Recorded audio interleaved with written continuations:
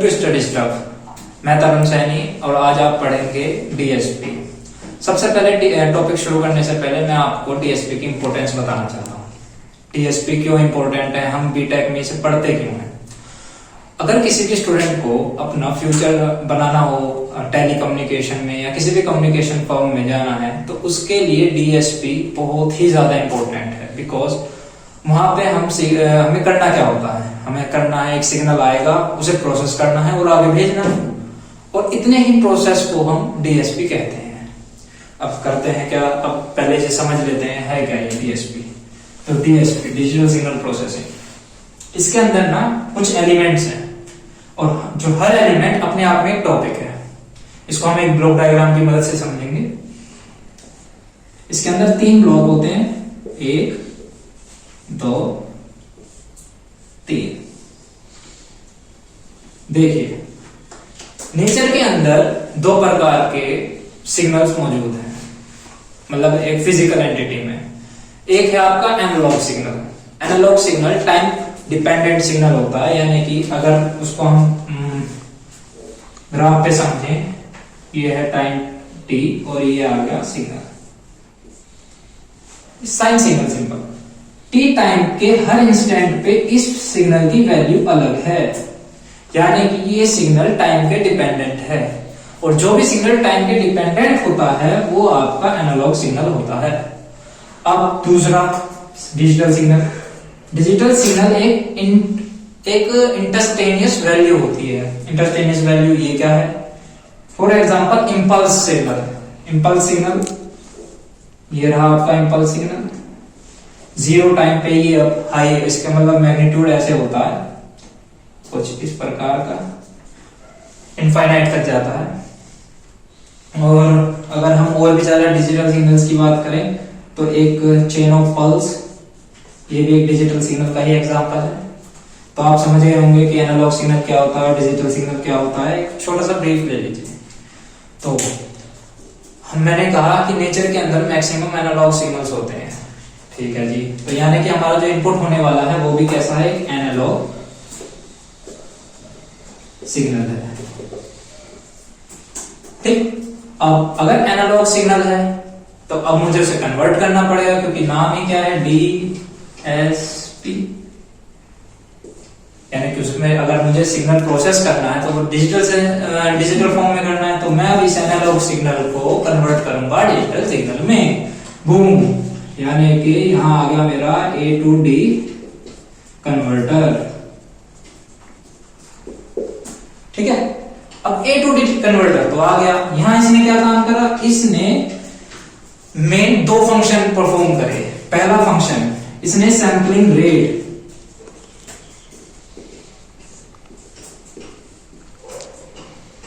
Define कर दिया। सबसे पहले तो इसने सैंपलिंग रेट डिफाइन कर दिया। सैंपलिंग क्या होती है, सैंपलिंग में अभी आपको बताने वाला हूं। इस ब्लॉक डायग्राम को खत्म करने के बाद हम सैंपलिंग करेंगे। तो इसने पहली चीज तो सैंपलिंग रेट डिफाइन कर दिया। दूसरा, इसने एनालॉग सिग्नल को चेंज किया डिजिटल सिग्नल में। इसने क्या किया, कन्वर्ट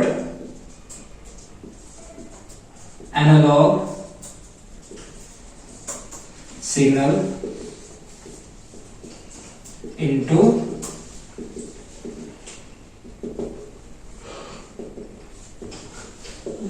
डिजिटल सिग्नल। बढ़िया। अब क्या हुआ, इसने प्रोवाइड किया अगले ब्लॉक को उसका इनपुट सिग्नल, जो किस फॉर्म में है, डिजिटल सिग्नल के फॉर्म में। ये आ गया आपका डिजिटल सिग्नल। अब डिजिटल सिग्नल के अंदर ये जो सेकंड ब्लॉक है ये है मेन ब्लॉक।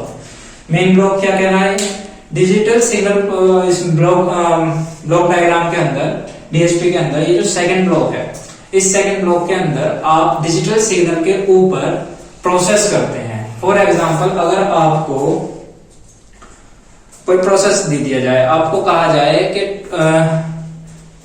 आपको एक सिंपल सा डिवाइड करने के लिए दिया जाए कि आप 8 को 2 से डिवाइड करो, प्रोसेस है।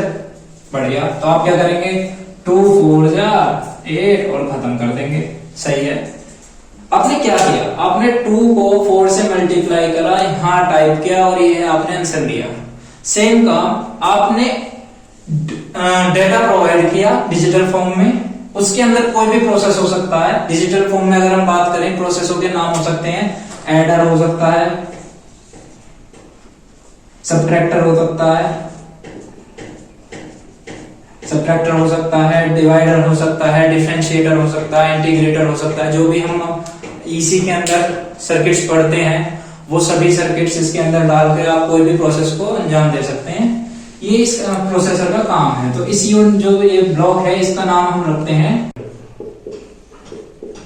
ठीक है। अब मैं इनिशियल कर रहा हूं, जगह का मैं छोटा बना दिया। अब इसके बाद हमारे को जो प्राप्त होता है ये है हमारा प्रोसेस्ड डाटा। इससे पहले हम इस ब्लॉक के बारे में प्राप्त मतलब जानकारी देख लेते हैं क्या क्या इसमें प्राप्त, हमें इससे क्या क्या मिला। सबसे पहले तो हमें प्राप्त हो गया इसका सारा डाटा, जो भी इसके अंदर प्रोसेसिंग थी हमने वो प्रोसेसिंग कर ली। तो पहला है इसका प्रोसेस डाटा और इंफॉर्मेशन, ठीक है, डाटा और इंफॉर्मेशन। दूसरी इसमें सबसे अच्छी चीज क्या मिल गई है हमें, इस ब्लॉक से हमें पता लग जाता है कि हमने डाटा के साथ किया क्या है। जैसे एडिंग की है, सब्ट्रैक्टिंग की है, इसको डिफरेंशिएट किया है या इंटीग्रेट किया है, और बहुत सारी चीजें जो भी इसमें है वो हमें इसमें प्राप्त हो जाता है। अब इसके बाद इसने अगले ब्लॉक के लिए हमें प्रोवाइड किया है डाटा, इंफॉर्मेशन दी है। अब ये बहुत ही इंपॉर्टेंट ब्लॉक है, इसे समझिए पहले। अब हाँ, पहले एक इसका थोड़ा विजुअलाइजेशन कर लेते हैं, समझने में और आसानी होगी। जब मेरे पास यहाँ डाटा आया था तब वो कुछ इस फॉर्म में था, एनालॉग फॉर्म में। जब मेरे पास यहाँ डाटा आया तो मेरे पास जो फॉर्म थी डाटा की वो कुछ इस प्रकार की थी। थोड़ा सा समझने के पॉइंट ऑफ व्यू से,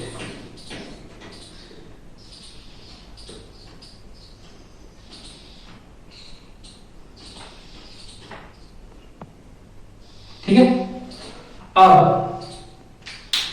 हमें पता है डिजिटली सिग्नल दो ही प्रकार, वो दो ही सिंबल्स होते हैं उसके, 0 और 1। तो ये आपका 0 और 1। यहाँ मैंने मान लीजिए मैंने अपने दोस्त को यश को फोन किया और मैंने फोन बोल के हेलो, तो ये जो सिग्नल है इसकी जो टोटल वैल्यू है वो है हेलो, ठीक।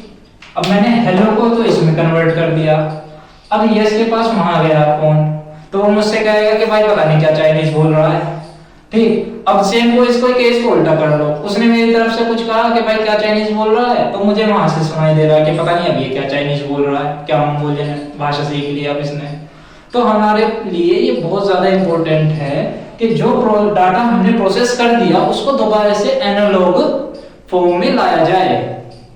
समझ पा रहे हैं? नहीं, बिल्कुल, आई होप आप समझ गए हैं। अब मैं क्या करूंगा, अब मेरे लिए जो थर्ड ब्लॉक है इसका सीधा सा है डिजिटल टू एनालॉग कन्वर्टर। मैंने अभी आपको बताया था कि जो ये पहला ब्लॉक है एनालॉग टू डिजिटल कन्वर्टर, इसमें मैंने एक टर्म बोली थी सैंपलिंग रेट, सैंपलिंग या सैंपलिंग रेट। तो सैंपलिंग क्या है, सैंपलिंग से मैंने इसे कन्वर्ट किया था, और जिस रेट से यानी कि सैंपल पर सेकेंड यानी कि सैंपलिंग रेट, सैंपल पर सेकेंड को ही हम सैंपलिंग रेट बोलते हैं। तो किस रेट से किया वो उसका सैंपलिंग रेट है एनालॉग टू डिजिटल कन्वर्टर का। ये बिल्कुल ऐसा है कि आपने एक मशीन लगा रखी है। अब जैसे ये कोई कटर, मान लो ये कोई कटर है, ठीक, और ये मेरा सिग्नल है। अब मैंने इस सिग्नल को किस स्पीड से ऐसे काटना शुरू कर दिया, वो इस कटर की कटिंग स्पीड है। अब डिजिटली मैंने इसको नाम दे दिया कि ये मेरा सैंपलर है और ये मेरा सिग्नल है, और सिग्नल जैसे ही इसको काटेगा, जो जिस स्पीड पे काटेगा उस स्पीड को मैंने उस सैंपलर की सैंपलिंग स्पीड बोलती।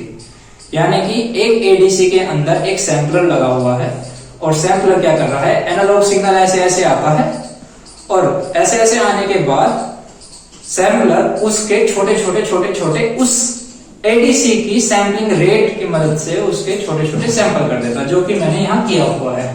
एनालॉग सिग्नल आया, सैंपलिंग रेट उसका फिक्स है एडीसी का, और उसकी मदद से हमने सैम्पलिंग इसकी कर दी है। तो जो ये सैम्पलिंग रेट में टर्म बोल रहा हूं, सेम सैम्पलिंग रेट यहां चाहिए, जिससे हमारा पूरा डिजिटल डाटा जो ये अब यहां जाएगा वो दोबारा से मुझे इसी फॉर्मेट में मिल जाए। आशा करता हूं आप लोगों को ये चीज समझ में आई होगी। अगर नहीं आई है तो अब मैं आपको फिर से सैम्पलिंग इसमें समझाने वाला हूं, तो आप ज्यादा बेहतर तरीके से समझ पाएंगे। तो अब हम आ जाते हैं सैम्पलिंग पे। क्या होती है सैम्पलिंग? हम गाना गाए जा रहे हैं, सैम्पलिंग सैम्पलिंग सैम्पलिंग। तो क्या है सैम्पलिंग?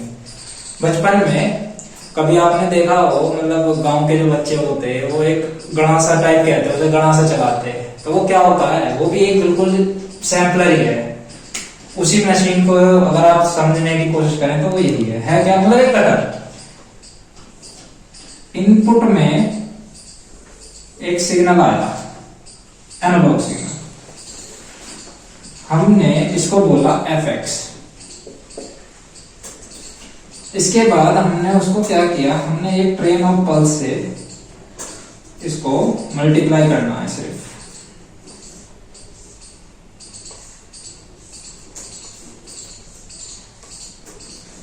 ये आ रही है हमारी ट्रेन ऑफ पल्स। इसको नाम मैं दे देता हूं xx। ठीक, ये fx है, ये xx है, ये t, यहां पे t। और इसकी कोई सैम्पलिंग रेट है। सैम्पलिंग रेट अगर मैं इसका SR कर लूं तो ये है 100 सैंपल पर सेकेंड। ठीक, ऐसे मान लेते हैं, यानी कि 1 सेकंड के अंदर 100 ट्रेन ऑफ पल्स चली गई। अब कर क्या रहे हैं? अब हम इन दोनों सैंपल, मतलब इन दोनों सिग्नल्स की आपस में करेंगे मल्टीप्लाई। मल्टीप्लाई कर दीजिए, और उसको ना कोई cx है, cx is equal to fx into xs। इससे क्या होगा? अब आप जरा देखो, मतलब थोड़ा समझने की कोशिश करना। यहां 1 है वैल्यू, यहां 0 है, यहां 1 है वैल्यू, यहां 0 है, यहां 1 है वैल्यू, यहां 0 है, यहां 1 है वैल्यू, यहां 0 है। और सेम इंस्टेंट पे अगर मैं इसको, इस इंस्टेंट को लूं तो 1 की मल्टीप्लाई इतने इस इंस्टेंट तक हो गई। ठीक है, अब हम करेंगे क्या? हमने मल्टीप्लाई की है, यानी कि जब 1 की मल्टीप्लाई, और हाँ एक चीज और है इंपॉर्टेंट, दोनों का मैग्नीट्यूड जो कि हमने रखा हुआ है ए, ये मैंने अभी रखा है ए और ए, दोनों का मैग्नीट्यूड सेम होना चाहिए। अगर मैग्नीट्यूड सेम नहीं है ट्रेन ऑफ पल्स का इस एनालॉग सिग्नल के साथ, तो सैम्पलिंग में दिक्कतें आएंगी और फिर एरर होगा, आपका सिग्नल लॉस्ट भी हो सकता है। तो ये बहुत ही ज्यादा इंपॉर्टेंट पार्ट है इस पूरे सैम्पलिंग प्रोसेस का। तो हम करेंगे क्या? ये 1 था, 1 की ये ट्रेन ऑफ पल्स, यानी कि ये पल्स इस सिग्नल के पूरे इस सेक्शन के साथ, ये जो मैंने डॉटेड लाइन लगा रखा है, इतने डॉटेड लाइन सेक्शन के साथ मल्टीप्लाई होगी यहां तक। ठीक, तो यानी कि इतनी वैल्यू तो हो गई 1, यानी कि यहां तक। अगर मैं इसको ऐसे बनाना चाहूं या नीचे जगह कम है, इतना पार्ट मुझे मिल चुका है, इतना पार्ट मुझे मिल गया, इस सिग्नल का इतना पार्ट मुझे मिल गया। अब जैसे ही पल्स डाउन हुई, डाउन होने के साथ ही यानी कि 0 आ गया। अब 0 आ गया, 0 की मल्टीप्लाई किसी भी फंक्शन में करूं वो 0 हो जाना है। ठीक है जी, बिल्कुल समझ में बात आ जाती है। यानी कि अगर मैं यहाँ इस इंस्टेंट पे बात करूं, यानी कि ये वाला इंस्टेंट हमारे एनालॉग सिग्नल का, ये पार्ट हो गया है 0, ये पार्ट हो गया है 0। ठीक है जी, आप कह रहे हो 0 हो गया, तो जी यहाँ पे हम कुछ बनाते ही नहीं। ठीक है, हम फिर से पल्स फिर से डाउन हुई, फिर ठीक है डाउन हुई, बना गया ठीक है। तो अब यहाँ पे इस वाले इंस्टेंट के साथ हमारी मल्टीप्लाई होगी, और ऐसे करते करते यहाँ पे एक इंस्टेंट ये आ गया, फिर 0 हुआ, मान लो यहाँ पे 0 आ गया, फिर 1 आया, इस तरह का एक इंस्टेंट आया, फिर एक इंस्टेंट आया, 0 हो गया, फिर यहाँ आया। तो कुछ इस टाइप का हमें हमारा एनालॉग सिग्नल मिल गया। अब ये देखिए, अगर मैं इसको ऐसे कर दूं,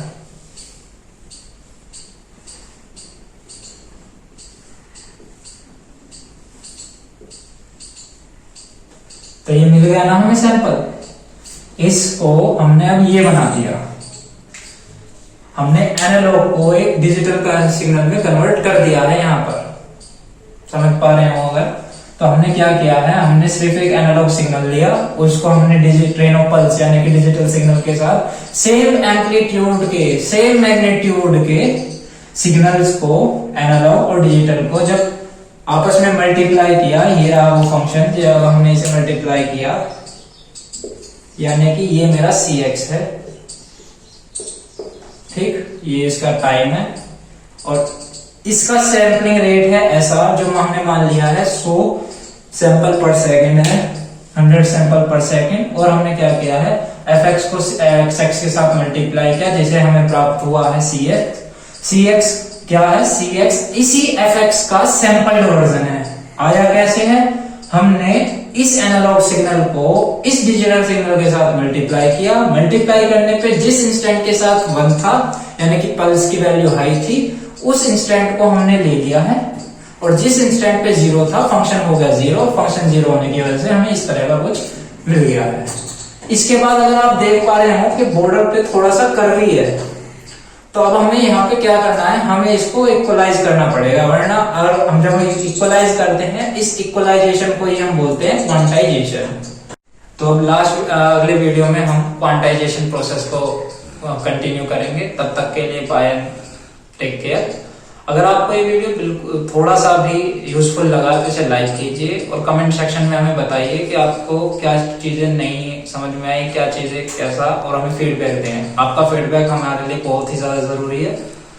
और चैनल को सब्सक्राइब करें। धन्यवाद।